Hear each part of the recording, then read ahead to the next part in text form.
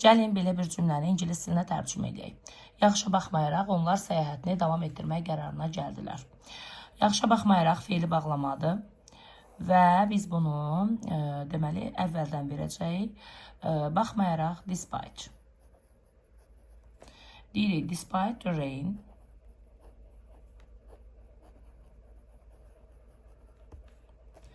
Onlar səyahətini davam etdirmək qərarına gəldilər. Burada mübtədamız onlar, qərarına gəldilərsə bizim xəbərimizdir. Ard-arda birinci mübtəda they, qərarına gəldilər, keçmiş sadə zaman decided, sonuna ed artırılır, V2-dir. Nə qərarına gəldilər? Səyahətini davam etdirmək, tamamlığımız məsdər tərkibi ilə ifadə olunub və bu zaman biz mütləq birinci feili verməliyik. İki əsas feil ard-arda gələrsə, ikincisi to ilə işlənir. To continue.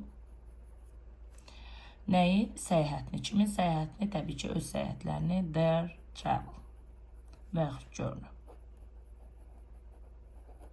Məsələn, despite the rain, they decided to continue their travel.